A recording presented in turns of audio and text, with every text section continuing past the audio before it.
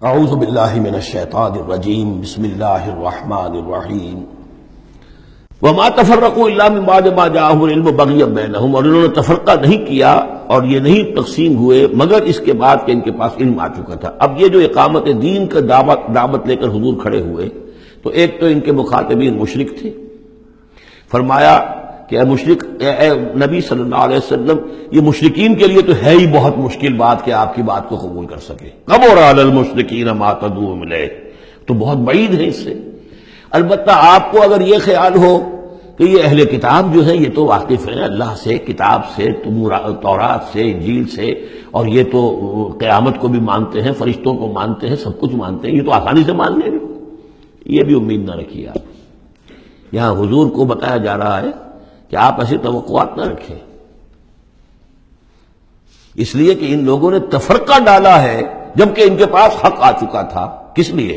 وما تفرقوا الا من بعد ما جاءهم العلم بغیا بینہم، یہ آپس میں زدم زدہ ہے، آپس میں کون اوپر اور کون نیچے کی بحث میں یہ پڑے ہوئے ہیں، تو یہ آپ کو کیسے اوپر مان لیں گے؟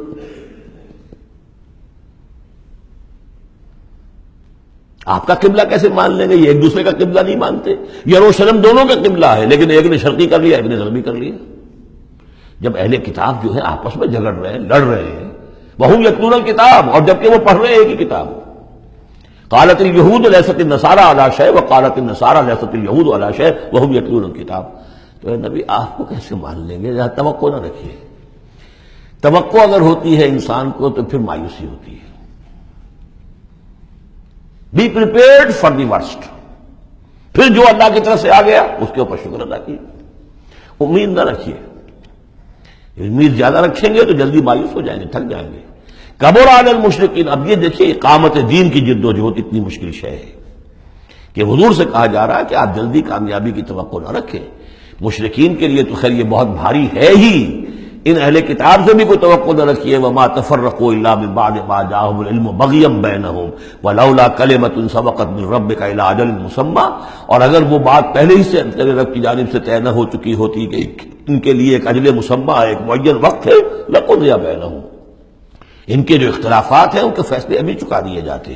وَإِنَّ الَّذِينَ أُورِثُوا الْكِتَابَ مِن بَعْدِهِمْ، اور جو لوگ کتاب کے وارث ہوئے ہیں ان کے بعد، لَفِي شَكٍّ مِّنْهُ مُرِيبٍ، وہ دھوکے میں پڑے ہوئے ہیں، شکوک و شبہات میں مبتلا ہو گئے ہیں۔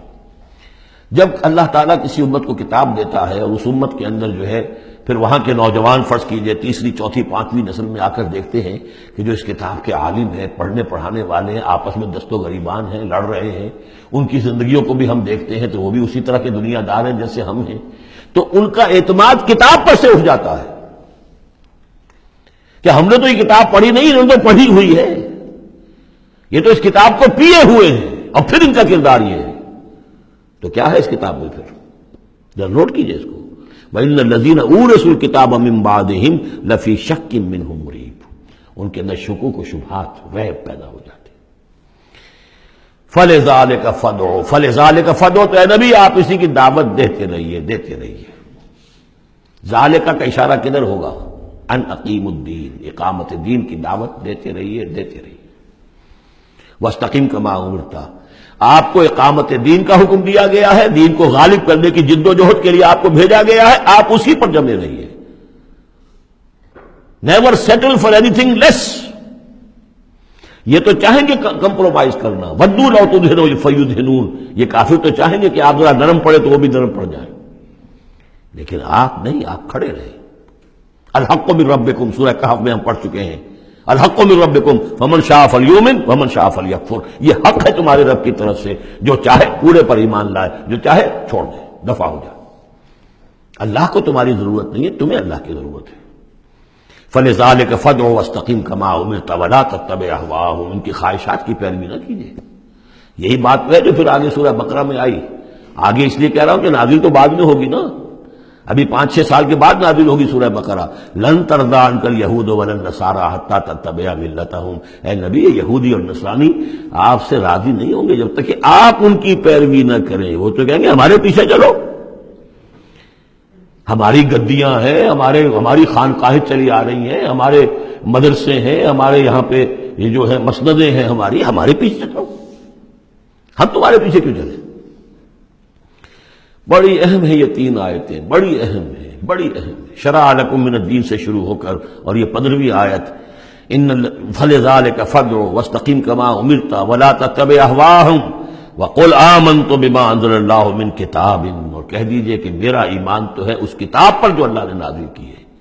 یہ گویا کہ خلاصہ آ گیا یہ سورہ حامیم سجدہ کا، وہ کتاب 6 دفعہ جو کتاب کا ذکر اس میں آیا ہے۔ اس کی دعوت ہے تو اس کتاب کے ذریعے سے، استقامت ہے تو اس کتاب کو پڑھنے سے استقامت ہوگی۔ اتل ما اوحی الیک من کتاب ربک واقم الصلاۃ ان الصلاۃ تنہی عن الفحشاء والمنکر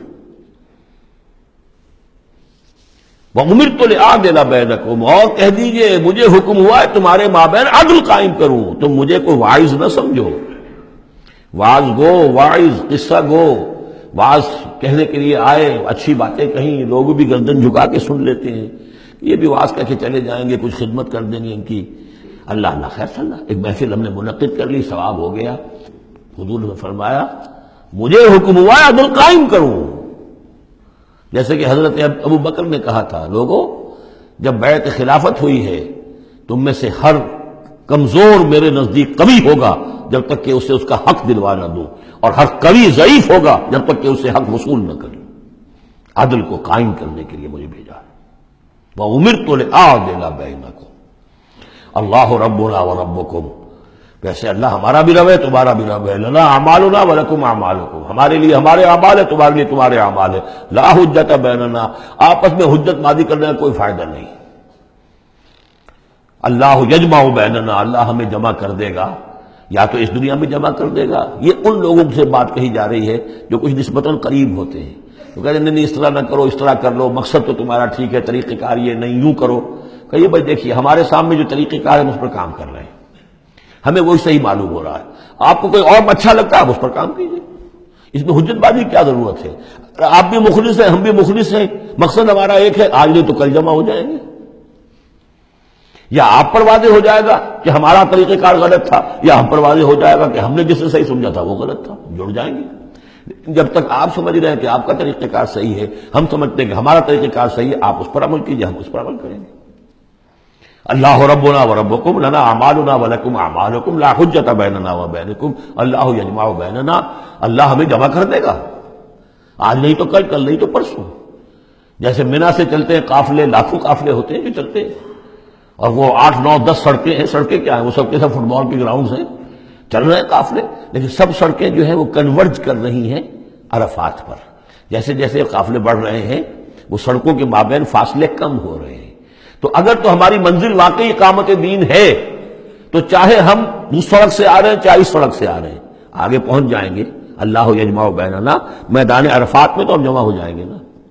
اور بالفرض اگر دنیا میں ہم جمع نہ ہوئے، الیہ المصیر، ایک دن تو آنا ہے نا قیامت کا، جب اللہ کی طرف اللہ کی عدالت میں کھڑے ہوں گے، وہاں تو ایک جگہ ہوں گے کہ نہیں؟ وہاں دودھ کا دودھ پانی کا پانی علیحدہ ہو جائے گا۔